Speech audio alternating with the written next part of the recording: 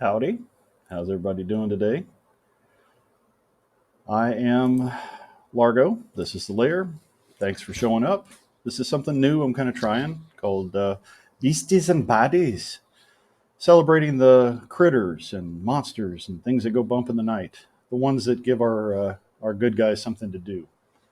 So let's look at some of the toys that we celebrate for their villainry or monstery or whatever you want to call them. Today, I want to talk about kaiju, mostly because I don't know a lot about kaiju. So I've asked a couple of friends who do to show up and give us some ideas. So, welcome, Grindhead Jim and Thank you. our good friend Gojitron. These Gentlemen, guys, good to see you guys. When I first got into this brouhaha we call internet goofing around, I first met Grindhead not too much longer after we did the old Iconicon thing the first time around, and got to meet some great toy collectors.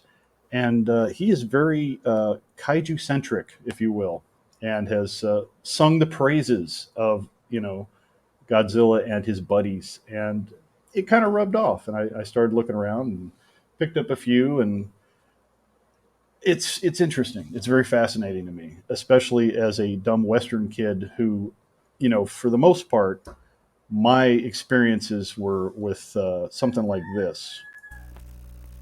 The Shogun Warriors. Guy King with rocket boosters. Great Mazinga with rocket launcher. Look, it's Godzilla! Is he friend or foe? You can decide. Wow! Launch his claw. Imagine his breath is a blast of fire. Good warning! The large Shogun Warriors and Godzilla. They're ready to strike when you are. The Shogun Warriors, Great Mazinga, Guy King, and Godzilla, each sold separately. Accessories not for use with smaller Shogun Warriors from Mattel. you're Yeah, playing when my song, Largo. You're I playing my know it. song. When I was a kid, that was the holy grail. That was the Sears, wish list catalog circled big. Ma, I want that thing. I don't know what it is, but it's freaking cool. It's huge. I never got one, but they were neat, and that was kind of the only thing I ever knew about.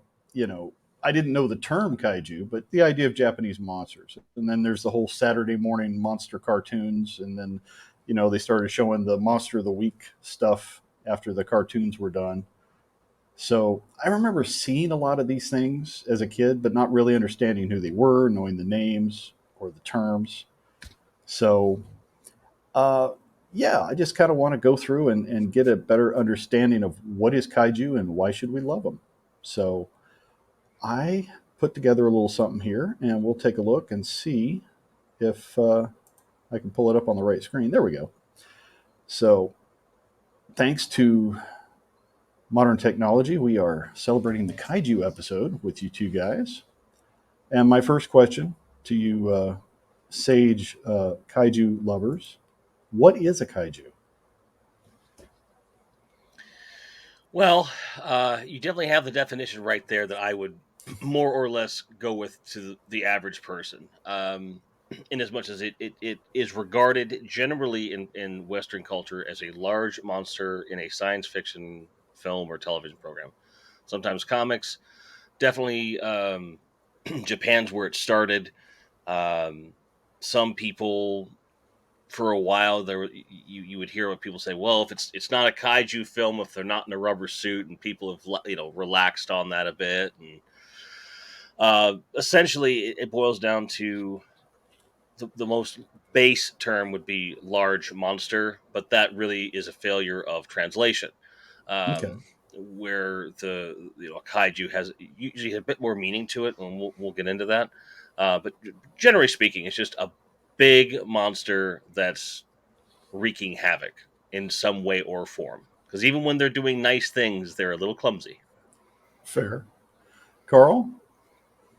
Yeah, I never even heard the term kaiju when I was a kid. I didn't understand that term until I got into fanzines and things like that in the late 80s, early 90s, I'd say. That's when I learned the term kaiju, and then the other term daikaiju, where they put the dai in front of it to denote that it's a giant monster. So yeah, I agree with Jim. It's a very Japanese centric. A giant monster wreaking havoc. pretty much. Okay. And I think the term is used quite broadly today to describe a wide variety of monsters that the term wasn't intended to be used for originally.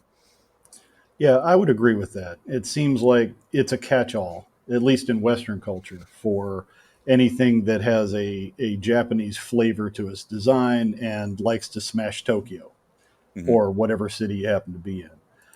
Yep. Um, Doing a little more digging, this seemed to be a better, uh, I wouldn't say definition, but concept. You know, the idea that it literally translates as strange beast, which is kind of, more broad, but the idea of it could be good or antagonistic, protagonistic or neutral, but it's a force of nature. It's something preternatural, something that has the divine spark in it, if you will, if you want to get all philosophical about it. But it's something bigger than us that has, maybe a purpose beyond what we understand. If you so how that translates into the toys, well, you know, toys are icons. They're symbols of something. They represent something. And to me, there's more symbology with kaiju than maybe what meets the eye. Is that fair? I Yeah, would I say think so. so. Yeah, and that definition really plays right into Godzilla's entire history, where he's gone from villain to hero and back and forth again over the years. So yeah, it's a force of nature is a good way to describe it. Yeah, and that definitely plays into how he's been portrayed in the most modern Western versions, where the scientists are like, "Look, he's here to do what he does. You guys are just kind of in his way." And it's like, "Oh, we're not the top of the food chain. No, no, we're not." Hmm. Which brings us to the king, baby. He's the most popular, the most celebrated, Hmm. definitely the most infamous.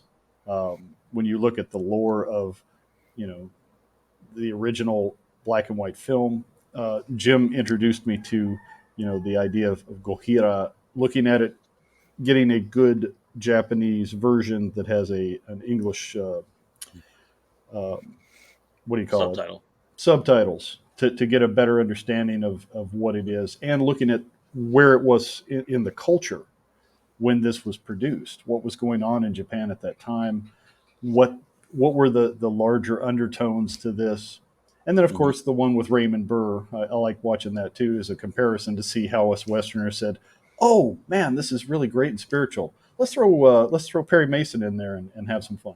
So Yeah, because the original Japanese film really was less than a decade after the nuclear bombing of Hiroshima and Nagasaki, yeah, and it was very much in the culture. They weren't allowed to make war movies. They weren't allowed to have an army. There's a lot of strict rules that were in place, some sanctions that were in place to kind of keep them down. And art was one of the few free forms of expression available. And the director of the film really had he really wanted to express his frustrations and the dangers and just kind of the lessons learned mm, from nuclear and atomic, weaponry. And he used Godzilla, as the kind of stand-in for the problem, both indirectly and directly. And that movie, without spoiling anything, is really about cycles of weapons of mass destruction and how we have to be more responsible or we're never going to come out of that phase and be more responsible, forward thinking, progressive people. Uh, but people wrote it off, especially in America, as just a big monster movie, particularly because all the heavier themes of the film are kind of neutered by the time you make it Americanized. You put Raymond Burr in there, you take out all of the or most of the actual Japanese cultural touchstones of the picture. right. Um, Very And at that, frustrating for me, but yeah, I'd it's say something you have to yeah, at that know. time in the United States, we had a lot of monster movies that were big and popular. So this just seemed to be of that ilk. It was like, oh, okay, big critter coming out. Science has to find a way to fix it. So yeah, it got lost in translation. It kind of did. But I'm kind of with Carl. It's like as a kid, I didn't know any of this stuff. I didn't understand all that. I'm just saying, cool toy, giant monster. How do I get one? And I think Godzilla has the most meaningful origin of any of the other giant monsters, especially when it comes to the Japanese people. I think they embraced him so much because they identify with him. Because Godzilla, as he was originally conceived, isn't just a product of the atomic bomb, he's a victim of it. In the Hmm. original conception, when that atomic blast hit him, there were others of his kind that were killed in that blast, but he wasn't. He was mutated, and his skin looks like that because he was scarred by the atomic radiation as well. So he's just as much a victim of nuclear energy as as he is a product. And now he's rising from the ocean to wreak his vengeance on mankind for what they did to him. So I think it's very meaningful, especially at the time when it was produced in Japan. The country getting over the war, and right after the U.S. occupation had ended, and they were trying to find their identity, and Godzilla just sort of personified all that trauma and everything that was going on with the Japanese people at the time. Yeah, and I don't know if it was a Western influence or just as things progressed. I mean, his character, to use a wrestling term, he kind of did a heel turn. He was considered, this terrible vengeance that was, coming after those who had wronged him and his kind, to being the champion of the world, coming to, take on all these other baddies who were coming up and wreaking havoc. And I'm not sure where that originated. Was that something that came from the Japanese culture? Was it something from the Western influence? Or I does, would say does it? it's a combination of things because, granted, if you look in a history book, you'll see there's certain cultural trends in Japan that all movies try to kind of latch into. But by the time you get into like three, four, five films, um, obviously you're going to influence and delight younger children. You can't have the same heavy concept every single film. You're just making the same film over and over again. So I think for both financial interests as well as being creatively dug into a corner, Hmm. they had to switch hit what they were doing, and then they also want to appeal to a wider audience to, well, frankly, make money. That's what entertainment and film is for. Um, and then there were like at one point in his history, there was a really popular dance, and he ready to jump in the air, and I forget the name of the damn dance, but he does it in the film and there's no explanation. He just does it. It's meant to kind of be a cultural touchstone moment, but out of context, 50 years later, you're like, huh? Huh? Like, what? Yeah, Yeah, although I it's have to kind of say crazy. my favorite cinematic moment is the tail slide attack. Nothing quite tops that for just pure cheese, power, and just wanting to cheer at the screen when you see him rearing back and scooting. Oh It's yeah, kind and of don't cool. forget that in Godzilla's version of sign language to Jet Jaguar, said the phrase I want you to hold him there. I'm going to slide on my tail and kick him in the stomach," is said with this skronk. Like Skronk. that's the whole signal.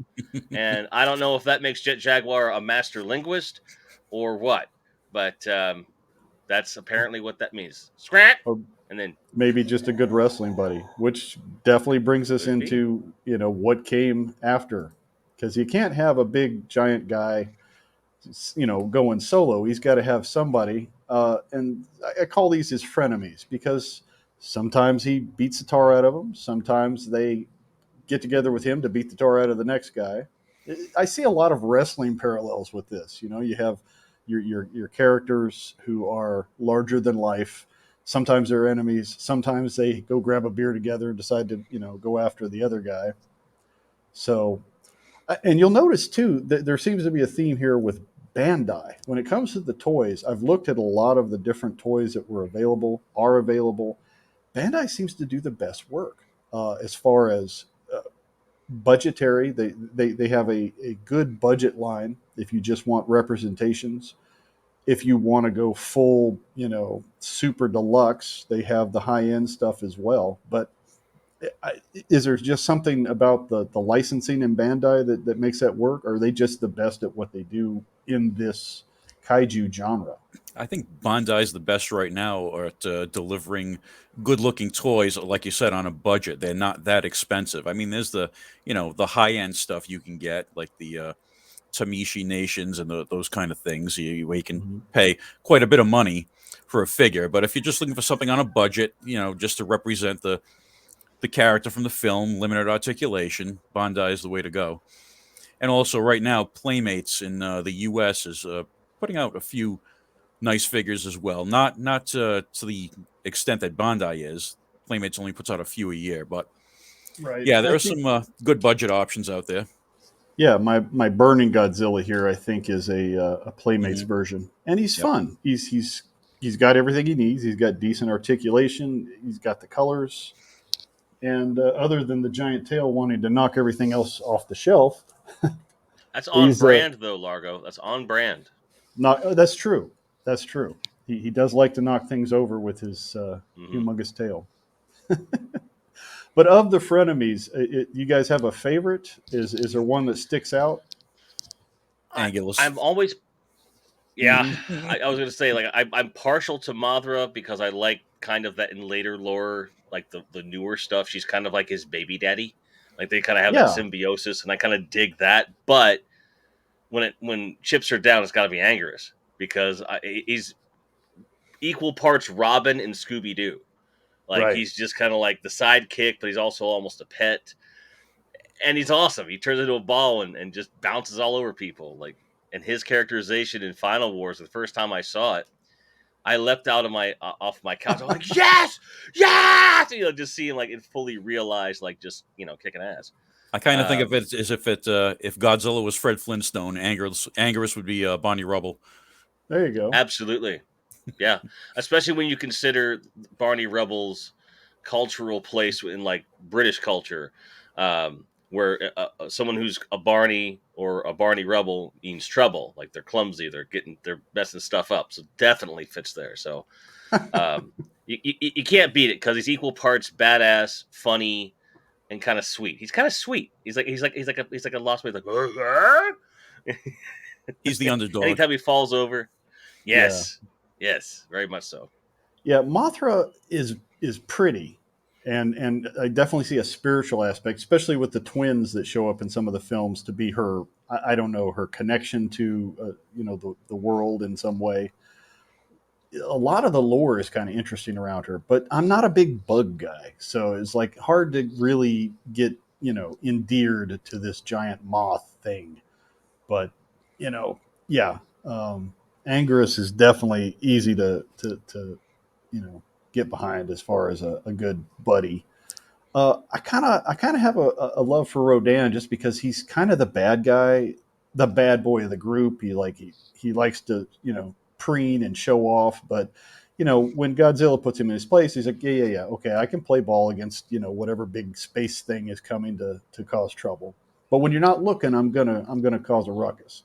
Mm, Yeah, definitely. basically, he's kind of like the kid that is the first kid that gets the bike, or the first guy in the block that gets a motorcycle. He thinks, "Look what I can do," and he goes like, "Sit down." Like, It's like, that guy.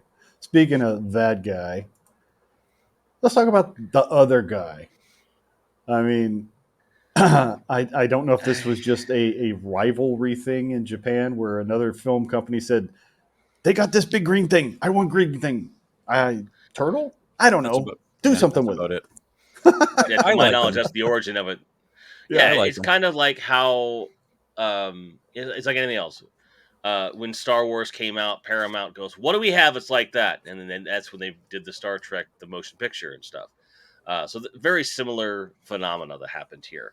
Um, I don't think anyone. Well, no, let me rephrase it. I think there's some people would argue that Gamera can hold a candle to Godzilla, and those people are wrong. But it's a fine character. They're those movies are fine. I enjoy them. They're really cool, especially the newer updated ones. I think they're really taking some cool steps with it. And Gamera was kind of always silly. Was kind of always like a kid's thing, and it wasn't really ever like it was never serious as far as I'm Right. concerned. At least by the time it came over here, Yes, people like it. Yes, there are fandoms, but I could count on one hand how many times I've seen a Gamera T-shirt in person on a person's body, and I'd have about 3 fingers left over. Godzilla, like, no, they're all over the place. But he is a hero and a half shell. I mean, he was the He does not original. have turtle power. He does have jet Oh, power, though. oh, that's true. And Yeah, he Yeah, does have a coming pretty out of good his leg cadre holes. of villains that are. I mean, they're Yes. goofy compared to Godzilla frenemies, but they don't hold a candle to this next bunch. I mean, Mm-mm. it is as far as weird. Were you ever a Gamera a fan, Carl? Oh When yeah, you were absolutely. Yeah, I yeah. mean the original Gamera films from the '60s are silly. They are stupid. They deserve every bit of ridicule they got on Mystery Science Theater 3000. The 1995 update they did though, that trilogy from '95 to '99, those movies are excellent, and they really recreated Gamera as more of a mystical force rather than just a generic atomic monster. So Okay, so yeah, going if you're back to not a fan of the that '60s Gamera films, I suggest checking out the ones from the '90s because they're much better. okay. Now is that Yeah, so that goes back to that idea of what the term kaiju should mean. I mean, he Hmm. definitely falls in that category. yeah. Yep. And I Okay, also feel like with Godzilla, it bears watching all the different eras so you can understand the evolution of not just Godzilla, but also the kaiju movement as a whole. But with any of the imitators, when they have these updates like Gamera, you can skip right to the update. You don't need to watch the old silly ones because you got the historical footnote from the Godzilla stuff, and they're arguably more entertaining in the same right. silly vein, but there's more to it. And So, I whereas I would feel like even say all the that Godzilla is mandatory. yeah, I would say the toys evolve in the same vein. The toys that you see that are vintage, whether it be 60s and 70s, they did have a campiness to them. They did have kind of a Yes, lighthearted, yeah, here's big monster and just have fun. And then as we get into the 90s and other film interpretations, I think the toys evolved to be more, you know, sure. I wouldn't say more serious, but more, um, Legitimate, quote unquote. yeah, yeah, that's a good way to put it. Especially Less of a nowadays. children's toy and more of a collectible, like a Just tome. like action figures are doing now, they've evolved from the Mhm. original Kenner Star Wars into Black Series. The toys have grown with the people that collect them. So there is an adult collector market, obviously, for kaiju. Is this Oh yeah. true? You think in Japan? I mean, I don't know if you guys know much Oh about. yeah. Yes. Yeah. Yeah, Big time. I mean, they have entire shopping mall sized areas for these kinds of toys. Um, there's a reason that some of the most sought after kaiju toys are imported from Japan. It's not just because they're making sure. them there; it's because there's a demand in country for it. This is kind of, in many ways, the whole kaiju culture is very much to Japan what comic book culture is to the United States. So Okay, where we have Batman, Superman, Spider-Man, Captain America, stuff like that, that's an American creation, and we kind of stand by that, and it's almost become a religion on its own. In many ways, kaiju is the same thing in Japan, I would argue. Um, okay. so I, I I, I mean, think that there's yeah, a parallel there. yeah. Manga is huge. It's becoming huge in our culture as well. Is there Sure. I mean, we're mostly toy centric with what we're looking at today, but would you say that there's a big manga craze with the kaiju too, or is that a Yeah. different thing?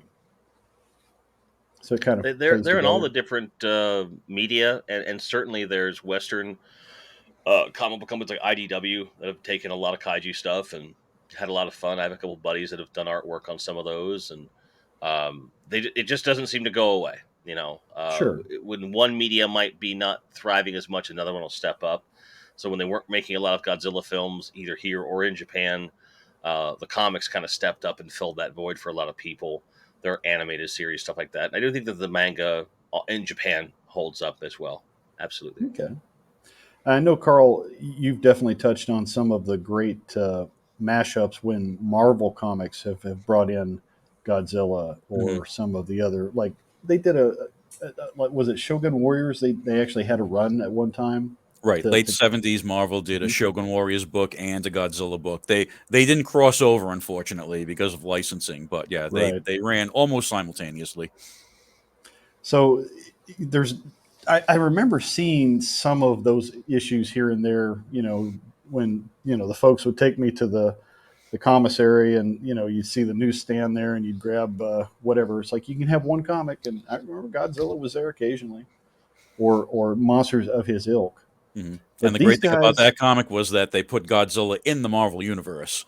So he was fighting Nick Fury and Shield. He was fighting the Fantastic Four and the Avengers, which makes it very very difficult to get them reprinted right? today. But back then it was awesome because I Yeah, could and take my Shogun Godzilla and my Mego superheroes and recreate the comic book. I was going to say for play value, that's what we love is Mhm. crossing all the different. It's like, how do I take everything in my toy box and put it all together and have a big old And monster it mash. sells more Marvel properties. It sells more Toho Godzilla properties. Everyone is happy. Profit. It was a no brainer at the time, and I'm surprised we haven't seen a revival of it. With like the recent couple years, like the legendary films, people are really getting into it, and it's a more mainstream thing than it's ever been. Yeah, And I would love to see not a frame for frame reprint necessarily, those that would be great. I would love to see like a reimagining of those stories with the modern versions of all those characters. That would be fun because the legendary films version, the MonsterVerse version of Godzilla, is so huge by comparison to the original Godzilla. Um, I just think it would be one of the coolest things to see him fight some of the modern, um, Marvel characters and stuff. It'd just be interesting. yeah, and that is a good question as far as scale is concerned. I mean, for some reason, when it comes to kaiju toys, I Hmm. don't get the scale. I mean, 1/12 scale, 1/18 scale, my brain works with that. I understand that. What scale are these guys? Because they don't scale with anything else because of their titanic Right. versions of themselves.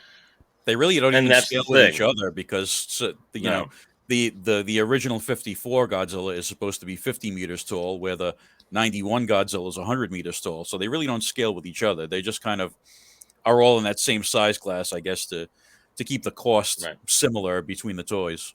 That makes sense. And as far as doing toy photography, it's like, well, there are some like little buildings you can buy, but they all seem to be like 1/64th scale. Kind of works sometimes if you squint and you do a little Right. forced perspective, but it's like, as far as doing displays, they are problematic. It's hard to figure out how to get it to work. Epic Badger's been playing around with some Godzilla stuff on his Instagram, and it looks Yeah, pretty good. with his Definitely Micro Machines collection. The Micro right. Machines kind of sort of work depending on what you're going for. Those type of play sets. But yeah, it's difficult to Yeah. find appropriate play sets and backgrounds to put with those figures. Yeah, if you want to get some really good, like photo real, photo accurate Godzilla toy photography done, it's almost the most cost effective thing is to just fly to Japan and go to the life size statue that they have, get your toys out and take a few pictures. Because otherwise, to get it truly in scale with a 1/12th, well, you're putting an addition onto your home and you're getting all Yeah. kinds of building permits in terms of how high your structure can go. It's never going to happen. And would I love something like that? Of course. It would be great to Yes. build a Godzilla in my backyard and like have a hot tub in his belly or something. But that's never gonna happen. It's not gonna happen. It's not gonna But it'd happen. be so Um, cool. and then make his tail into a water slide. Like, oh, I've thought about all these things, but then I looked into the building permits. I can't find a place here in Dallas Fort Worth. They're like, no, you can't. No, you can't do that. No, I'd you can't love build to that. hear that conversation with a contractor where you show him the concept and he's like, "You are you stupid? Have you been eating paint chips? Come on, man. I can't. You know what building codes I'd have to go through? Nah, that would be Exactly. fun though. But as And far it as yeah, as far as things that just don't make much sense, these guys, yeah. I just I don't know. It's got me scratching my head because when it comes to understanding my idea of what a kaiju is, and I look at the Ultraman villains, they seem to be the worst for what were you guys smoking when you came up with this? they're just bizarre. And it's like they don't really fit the idea of a divinely inspired force of nature. They're just like, hey guys, what do we got in the back room? Well, we got a big old rubber eyeball. We got part of a tank. Well, let's slap some stuff together and have Ultraman kick them Well, for the thing is, an Well, episode. Ultraman started in 1963, and it's still going. And you got to Hmm. figure all the different series, all the different episodes, and they'd have to come up with a different monster for each one, just hundreds and hundreds of different monsters. So when that happens, you just kind of throw everything to the wall to see what sticks. Yeah, so they're not kind not of not to scraping. mention the fact that it's a television series, so the budgets are low and the production timeline's really short. You don't have Right. time. You just grab all the latex and all the different things. You just get some super glue, and that's it. Slap it That's together. how it has to work. Yeah, and to be fair, like when it did start in the '60s and certainly in the '70s, in the West with comics we had, there was some ridiculous things. Like we had that, rocket, was it Rocket Racer or something? This guy's on Rocket. a Yes. skateboard on the side of buildings up against Spider-Man and stuff. And you had like this tinkerer who drove a Ferris wheel and all this stuff. Like there was some weird stuff out there, even by our standards. So, uh, Yes. although Japan does get a reputation for having wacko, silly things, I don't think it's something that's mutually exclusive to them. It's just about context. So, in the context of what is already relatively strange in Japanese culture, to really make a statement is, you have to be an Ultraman monster, basically. um, they are definitely something else. What that something else is, I couldn't even tell you. I don't It have any does. copy It of it. does beg the question, though: Are kids clamoring for a eyeball critter or a tank slash dino thingy or whatever the heck that other thing is? It kind of looks like a hot Well, dog with too much well, mustard. I think that goes back to something Stan Lee said a lot. He said every comic book is somebody's first. So if the first Hmm. time you saw Ultraman, one of these monsters was on there, and that's how you fell in love with that that concept, maybe it is something that you have a lot of nostalgia for and you want. That's Yeah. fair. Ultraman toys and Ultra Monster toys have been around for almost as long as Godzilla toys. So, yeah. In fact, in the 1978, Mattel released a line adjacent to Shogun Warriors called Godzilla's Gang. I don't know if you guys have heard of it. It Huh. was a 5-inch scale line of vinyl figures that were imported from Japan. They were made by Popey, same as the Shogun Warriors. And Godzilla's gang consisted of Godzilla and 7 other monsters. And when I was a kid, I just thought these were original monsters that Mattel had made up. Years later, I found out that the other 7 monsters in the line were Ultra monsters. So when I was a kid, I was playing with Ultra monsters and I didn't realize it. Ah. So they've been Yeah, around because for a very long time. yeah, there's a couple of toy lines where we've seen. I would think of like Transformers, uh, Micronauts, which the Micro Man. A lot of things that we brought over into our culture that kind of got mishmashed together. Whether it be the toy version or the anime that got mangled when they brought in like Gotcha Man becomes Battle of the Planets, and they throw in some scenes and change some things. Robotech from Macross. They don't translate the way they should, or at least whoever's producing the American versions, they miss the mark. I'm guessing with the toys, yeah, it's a lot of that too. Yeah, Mhm. sure. Because again, the target audience for most of your anime, especially at that time, was an adult market in Japan. These were like their science fiction shows. These were mature, adult, full blown space operas and so forth. So when you bring them over to try and make them a cartoon for children, you have to just brutally chop them up and change the Mm, storyline so the kids it's not so intricate. And there's an inherent amount of because they don't always make sense. right. Um, but it's something that I think it certainly translates to the toys as well. Where you do have the Robotech toys where there's some pretty chonky, like crazy, complex stuff in the Macross lore, and translating it into toys with the technology that Matchbox had to deal with, it just wasn't really up their alley. Right. Especially given that the main, the Valkyrie, the Macross Valkyrie was stolen already by Transformers and put in as Jetfire, Skyfire, depending on who you talk to. Sure. Um, So it's all over the shop. And while I don't think we ever saw anything quite that mashed up as in kaiju toys, aside from what we talked about with Godzilla's gang, I think there was some of that was bound to spill over a little bit, just in the sense that despite seeing the movies every week, sometimes a couple times a week on television, there wasn't a lot of product in the store after 1980. You just didn't see it. True. You would see generic stuff that's like Godzilla adjacent, but there really wasn't anything until the 90s in Well, America. They just there and wasn't that a call does, for it. yeah, it does bring up, the idea of you can't have, the villains and celebrate them without somebody to be on the champion side. So Right. we have the kaiju fighters. They're not kaiju, but they're kaiju adjacent. And the first one I remember is Ultraman. I remember seeing him in some Saturday reruns of monster movies, and I just liked the design. It was sleek. It was cool. He had a cool kind of fighting style. The special effects were goofy, but they were '60s cool goofy, not just cringe goofy, I guess. Right. But Yeah, Ultraman is not something I never really got into, and I don't think a lot of other people in America got into it either because he's never really been that big over here. He's been huge in Japan, of course. The franchise has been going for since the mid '60s, but not a lot of love in America for Ultraman. They did try to kind of piggyback on the Power Rangers in the early '90s. They released a line of Ultraman toys to tie in with the television show, The but it video never game really as took well. off. Yeah, never really took off. Yeah, I think with Ultraman, his lack of popularity also points to a lack of accessibility.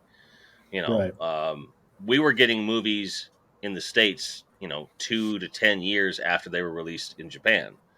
We never got the TV shows unless they were imports. There was just no right. avenue to imbibe the show. Um, at least that's for me. Like wasn't really aware of the character until the '90s when the Super Nintendo game came out, and it was Hmm. you know a slightly above par fighting game. It was cool, It but it was has nothing to seemed write home to, about because I had no attachment to the character. right. It does seem like it has changed in recent years because of the internet, the interwebs, our interconnectivity on a world scale. Absolutely.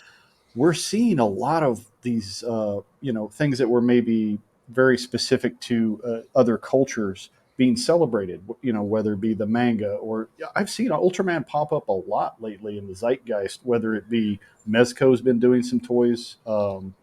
There have been, these other Bandai figures that have been coming together. Migo Even did some as Netflix, well.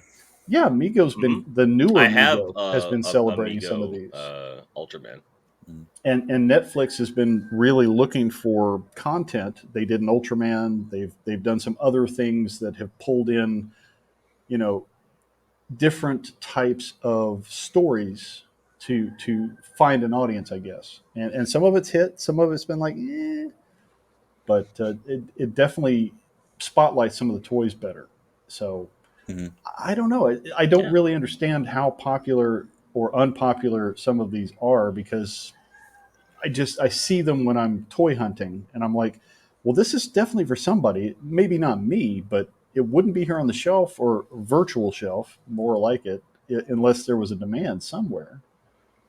Well, it's a difficult target to hit because Mm, Ultraman himself, the people that would appeal to them the most might be the Power Rangers fans, but they already have the Power Rangers. What do they need Ultraman for? right. And people that are old enough that would potentially have nostalgia for Ultraman, over 90% of them never got a chance to see it, so there's no nostalgia kind of a hook. So they Hmm. have to come up with something new to bring people in to maybe watch the old shows and kind of retroactively build that fandom up. And certainly it's seeing some traction, certainly it's seeing some success, um, at least partially due to kind of some oversaturation of other kaiju properties like Godzilla and Gamera. It's like we want something new. Well, there's what's Yeah. old is new again, and here we are. And that Um, kind of brings us may to, also be Yeah, this it may kind of also stuff. be something as simple as um, the distribution deals they have with the toy companies, because you'll notice the same names on a lot of these. Maybe it's like, well, if you want our Godzilla stuff, you got to take the Ultraman stuff too. That's just part of the deal. Maybe as Oh, simple as that. I don't know. That makes sense. Now, see, I don't consider these kaiju, based on the definition we've talked about, they're not divine, they're not forces of nature, they're monster of the week. But yet they kind of get thrown in that catch all phrase. Hmm. They're fun, I see them especially, more like supervillains. yeah, Hmm. Rita Repulsa's or Lord Zed's supervillain of the week that he's going to right. throw at the Power Rangers. But then again, they have the ability to grow to enormous size to take on the Megazords, so they kind of fall Yeah. into that gray area. And I guess Ultraman kind of fits there too, because he can change his stature Hmm. depending on the threat. So there is something about the gigantism that ties into that genre of you know a, to be a kaiju you've got to be big or you got to go big or go home or something. Hmm. But yeah, these are trippy skippy. There's some fun. There's the eyeball thing again. I don't know what it is about the eyeballs. If you want to make a creepy crawly, put eyeballs on him. That's a thing. I would have to I like a say, lot of the I see your creativity point. though. I like a lot of the Yeah. creativity that the creators of these cat, because they have to make a new one every single week, and not just for the Ranger franchise. There's all kinds of Super Sentai and the Common Rider series and the Metal Hero series and all kinds of things going on over there. So they really have to get creative to make their monsters stand out in that right. whole sea of television over there. So there is some These nice have, creativity yeah, involved. on this side of the ocean, these have definitely taken off. There's a super popularity for anything dealing with Mighty Morphin or any of the other flavors that came after, and they're all based on the Super Sentai, which is something different in Japan than what we transliterate to the Western. I don't know who this guy is. He's just really cool. I saw this model. I'm like, kind of reminds me of a Gatchaman, but he kind of looks like he's like a Power Ranger, but he's not either. He's something else. Sentai Jetman. Silverhawk adjacent. Yeah, I mean, he kind of hits on Yeah. all cylinders. It's like I don't know what his IP is. I don't care. I kind of want this toy just because I want this toy. It looks cool. And that's kind of the way I was as a kid too with some of this stuff. If it did make it to the shelf, it's like I don't know the backstory. I don't know what it's supposed to be. I just know it's cool and it'll fit in my play because I like this thing. And do you have those kind of things in your collections? Oh, Absolutely. definitely, yeah. Yep. If it looks Like I, cool, you can make it fit. Yeah, if it looks cool and it doesn't cost a lot, it's coming home with me, especially at like flea markets. And that goes the same with other stuff that I collect. Like I don't know what this is, but I'll take a chance on it for 50 cents or a dollar or whatever. yeah. And sometimes you'll buy something just because sometimes you'll, especially with kaiju, unless you're purpose building a collection of a lot of kaiju and you're going to high end, like some of our friends in the community like to do. Mhm. You'll buy one or two, but you'll want to fill out the display a little bit. So getting rando imports or knockoffs that just happen to appear in a flea market or at a show sometimes fill things out, and it's just about the aesthetic. Like you're not prepared to say, and then if you don't know what it is in a case like something like this, you make your own backstory, you give them a name, and Sure. and then you wait for someone to come along and actually, and then the illusion is ruined, and yeah, Right. But that person doesn't get invited back. no, no, And no. then we've got these guys. Everybody's kind of picked up on, whether it's the American Mighty Morphin version or the original, Sentai. They are very appealing. The colors, the style, the fighting. Um, I have seen some of the original versions of these, that weren't dubbed and weren't edited. Not much difference as far as story and tone, and the toys are the Mm-mm. toys. I mean, they translate great because there's guy in a suit with a helmet. It can be anybody, and it works. So genius marketing. Whoever brought those over. Yeah, it's funny that Stan Lee attempted to bring Super Sentai to America in the late '70s, but he couldn't find anyone that was interested. But then in the '90s, Haim Saban, for some reason, caught lightning in a bottle and figured out the formula, and here we are. They've never gone away. Wow. I would love to have seen the Stan Lee version of the Super Sentai. That would have been really interesting. Is there any parallels in Marvel's history that would kind of fit that, or no? Well, the Japanese Well, Spider-Man. Oh, yeah, sure. exactly. Mm, Yeah, which was itself, I would classify it as a Sentai show, wouldn't mhm. you? Yeah, it was the first Sentai show to feature a giant robot, so it was groundbreaking in that respect. Hmm. Yeah, he had it all. So He had the in a cool way, car. He had the bling for the yep. transmutator thing that he Mhm, wore on his wrist. He had the kung fu moves. I mean, he covered it all, and the suit. mhm. Suit was good. And for me, that means there's a possibility that because of Marvel's involvement over in Japan and that show could possibly have been, at least in small part, an inspiration for the guys we're looking at right now, because they Oh, had the giant robots, they set the Oh yeah, precedent. definitely. So, yeah, Yeah, you can I you always can like trace that that. family tree right back. Hmm. so it's fair to say that the cultural exchange, it goes both ways. I mean, there's some things Absolutely, from our superheroes and our Western take on colorful vigilantes made its way over to Japan as well. Hmm. absolutely, and vice Cool. versa. We have American versions of Godzilla, different things that we've done with the character over the years. Thankfully, we're getting better at it. Um, and we like the originals, quite a bit and so forth. So it's nice to know that we have our hand in influencing some of their culture with something that's a really American product in Spider-Man. So I've always kind of held that close to my heart as a big Spider-Man fan and also a fan of Japanese culture. I like that it kind of shows that, not to sound like a supervillain, but we're not so different after all. You know. Well, it kind of reminds me of Dennis Leary talking about things. He's like, they gave us the croissant, we turned it into the croissant sandwich. Japan gave us Godzilla, we turned out Godzuki. What the? No, no. And that brings us to our top two. My top two when it comes to kaiju. When I look at everything that I've seen, my member berries for the nostalgia of this genre, for me, the Mattel Shogun Warriors version of Godzilla was the Godzilla as a kid that I always desired. And I was also a big fan of the Micronauts. When I was a kid, I remember they were something weird. They had just come out. I saw them, the Mego stuff. They were translucent. They were smaller scale. I think the first one I had was like they called him like a time traveler. He was kind of silver and translucent yellow. Yep. And again, I had no idea what he was. I didn't know anything about Microman. I just knew he was a cool character. He fit in my pocket, and I could take him with me everywhere, and it was neat. So for me, I love these toys here. Of course, the one we know from Mattel, but this guy is actually from more recent times, but it's part of something I've seen.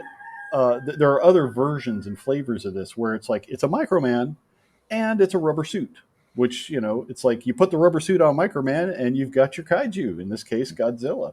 I think that's the Final Wars version. But It is. Yes. I love the idea of paying homage to the fact that yeah, there was a guy in that suit who did the acting. So it's kind of it's a hybrid of celebrating two great things from Japan, the Micronauts and Godzilla, and kind of putting it together. So those would be my top two. Thoughts? I'm in complete agreement with the Shogun Warriors Godzilla, as you know, and Right. yeah, the Microman stuff is cool. I'm a big Micronauts fan, and so combining two of my favorite things, very very nice. Yeah. These are definitely on my short list of when I have crazy money to spend on things. They're going to be on the shelf somewhere. And Grindhead, it kind of went a different direction, but I'm still it's still in our lane. I'm digging it. Yeah, I chose the SH Monster Arts Final Wars because Godzilla in that film, his demeanor, the way he moved, the design. For me, it's almost the definitive Godzilla. It's a close second to the Godzilla Reborn or 84, 85 Godzilla. I think that's really the truly definitive design.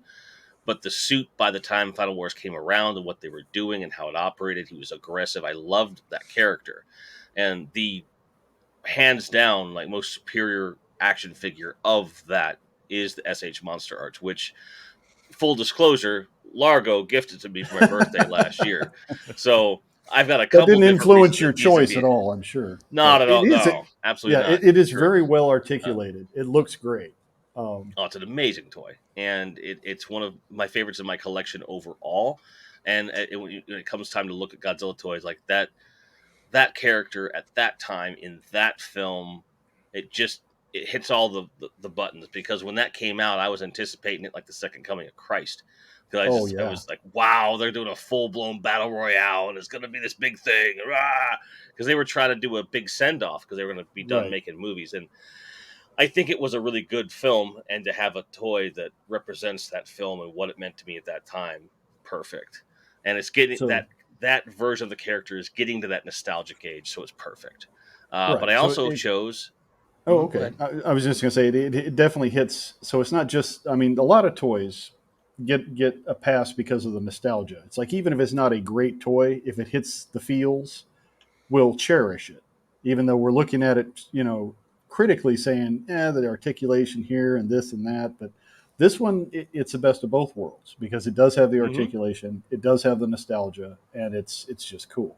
You And bet. then, of course, you picked a retro nuevo. You've picked a classic character in a new style. Exactly.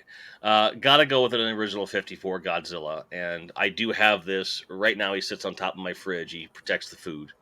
Nice. And because of my connection to the original film, and the fact that I've always said, "Look, this is a serious character, yes, you can have fun with it, but I always try to remember where it came from, and really, it being so important to me, having that, and having this particular one as well.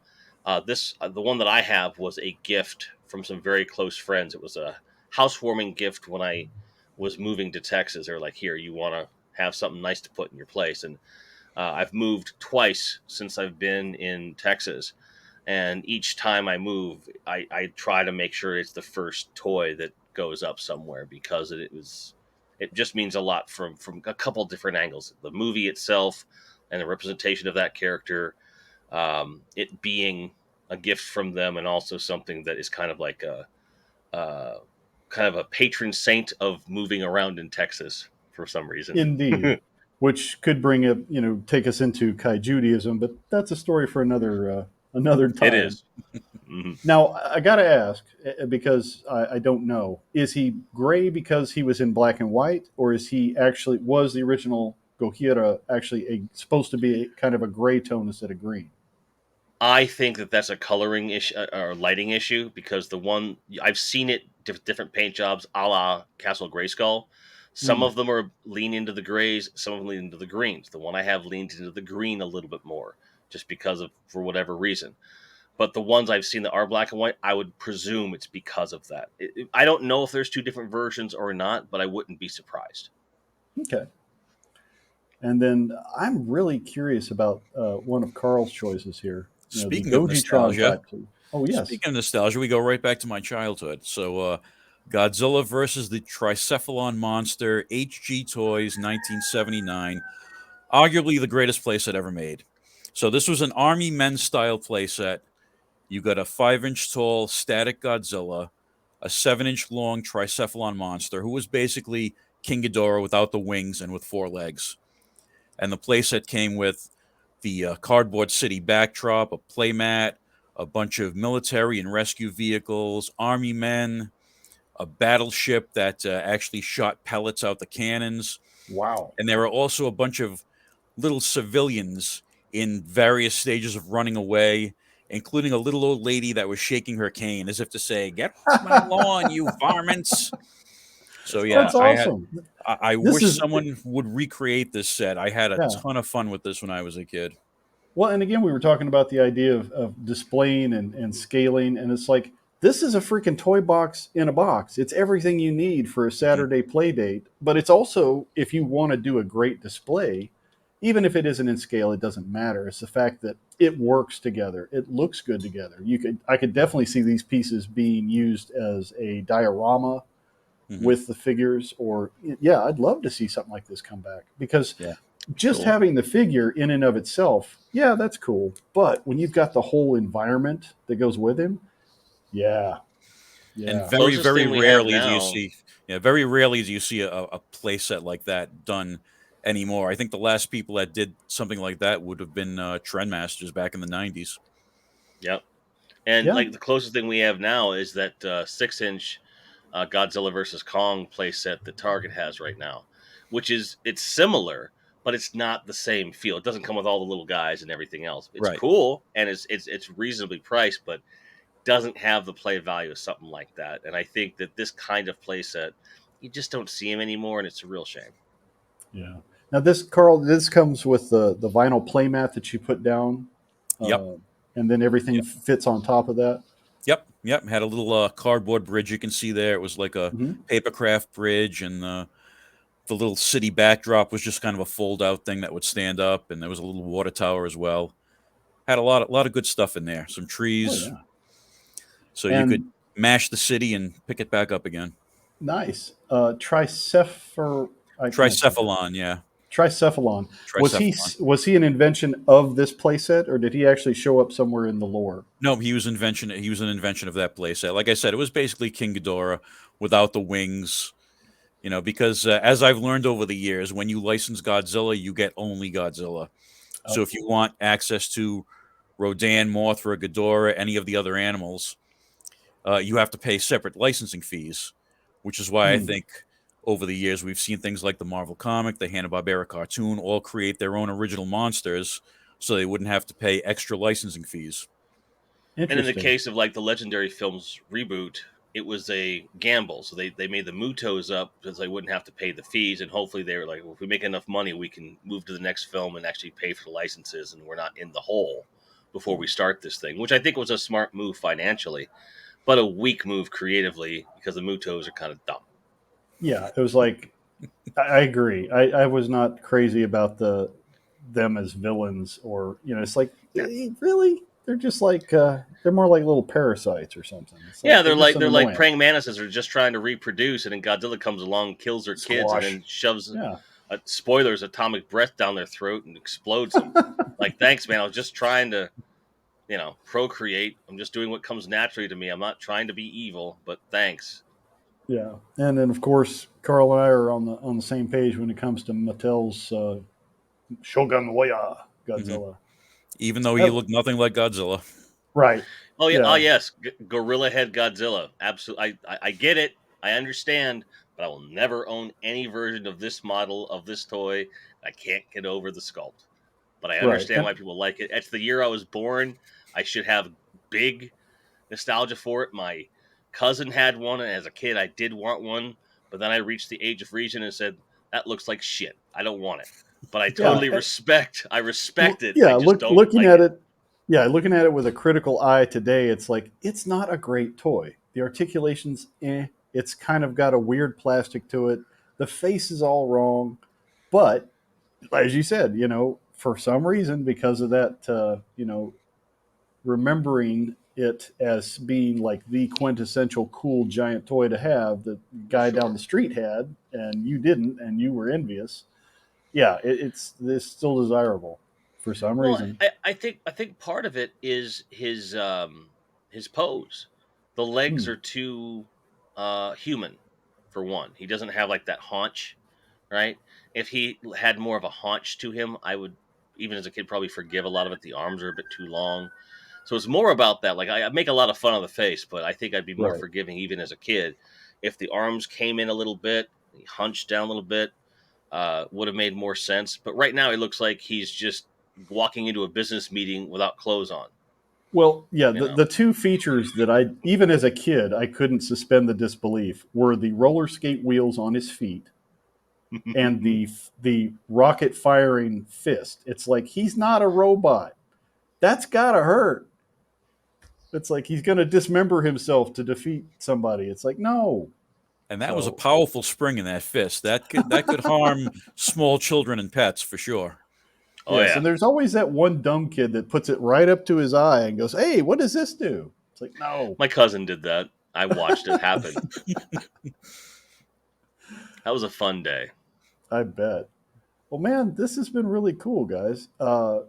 I have learned a little bit about the genre. I've definitely enjoyed listening to what you guys have to say about your kaiju experiences. Um, this is cool. What do you think of the Beasties and Baddies as an idea for looking at toys and doing some toy talk? Did it have merit? Has it I'm got all for legs? it. Absolutely. Yeah. Yeah. There's a ton of great evil toys that you, you don't even, because a lot of times they say that you measure a hero by his villain, and while that's true, there are a lot of toy lines that have excellent villains and the heroes just suck. And like Mm, there are certain toy lines where I'm like, oh, this would be great. And then I think it'd be interesting to see, like, for example, Black Star. Love that toy line, but the main baddie in that, I'm like, really? That's your go to. But there are ancillary, like, lesser villains that are really cool. So it'd be interesting to kind of explore where you see, it isn't always about celebrating the best ones. There's tons of room to go through. Like, where are ones where they're cool in concept, but they just don't execute right. And so what toy lines have the great villains, but you can't remember the hero to save your life? Like, there's tons of cool stuff out there. Endless that's true. possibilities for that. I really like the idea for the show.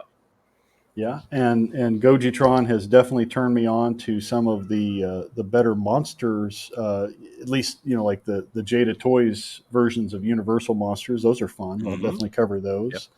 And I don't know. We'll just see which rabbit holes we can follow under. But thanks again for your time, gentlemen, for today. And hopefully we'll come up with something fun and creepy and monstery to play with on the next episode. So Excellent. Thanks for having everybody us. have a good one, Thanks for having me. and we'll see you in the near future.